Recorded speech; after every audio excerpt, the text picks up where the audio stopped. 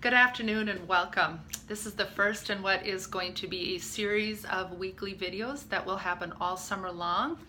And in these videos, I hope to provide just a few brief reflections on the Bible story for the week that we'll be talking about in worship on Sundays and Wednesdays.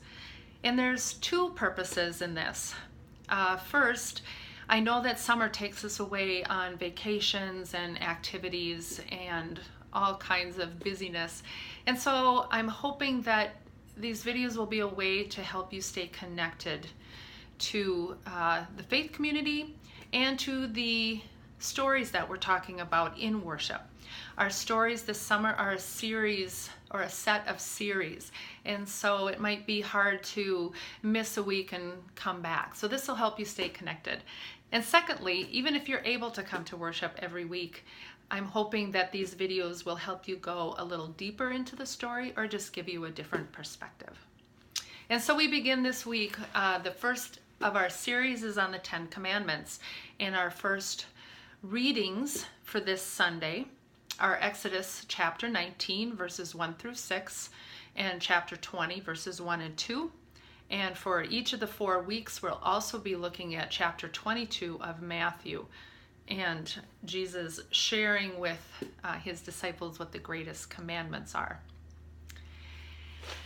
So if you look at these readings, you will notice in this first reading that the 10 Commandments aren't even talked about yet.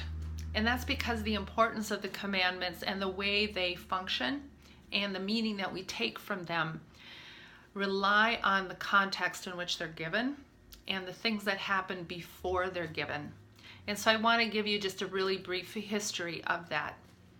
So this is happening after God has freed the Israelites from slavery in Egypt. God has brought them out into the desert, and they are heading to the promised land, the land flowing with milk and honey. And in these verses, God is reminding the people of their relationship, that they are in relationship with God. God is their God. God is the God who has brought them to freedom. And they are God's people. And God outlines that in 3 ways. That first, they are a treasured possession. All the earth is God's, but within that, the Israelite people are special. Secondly, they're going to be a priestly kingdom. And what that means as a priestly kingdom is that their focus will be on service rather than a ruling kingdom. And so that's a little different than what we think of as a kingdom, where a king rules and has power over people. The Israelites are to be a serving kingdom. And finally, they are to be a holy nation. And holy in this context means they're to be set apart. And they're set apart not to be elevated or put upon a pedestal again, or again to be that ruling nation. They're set apart to serve a purpose. They have a role in the world. They are blessed, but they are blessed to be a blessing to those around them. They are set apart so that others can see who God is and who God's identity is through them and through their actions. And so the 10 Commandments come after this.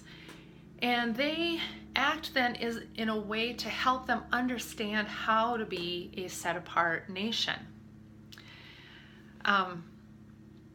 When we look at the verses in Matthew, Jesus talks about the greatest commandments.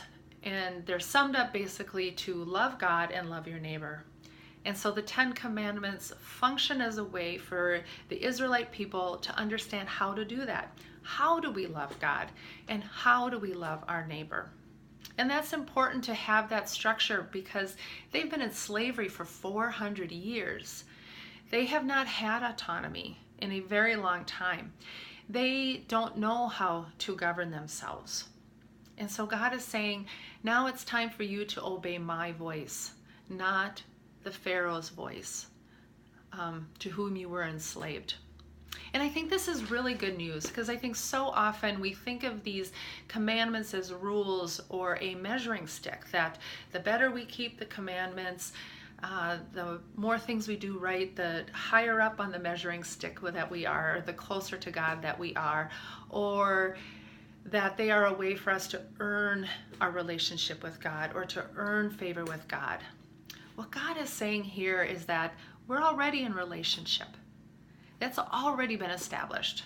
I already love you. You're already my treasured people. Now here's how to live that out. And so starting next week, we're going to start with the first 3 commandments. And those are what I would call the loving God commandments.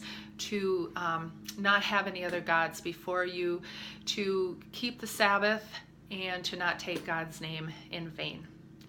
So I look forward to seeing you next week. I hope these are helpful, and as always, would love your feedback. Thanks.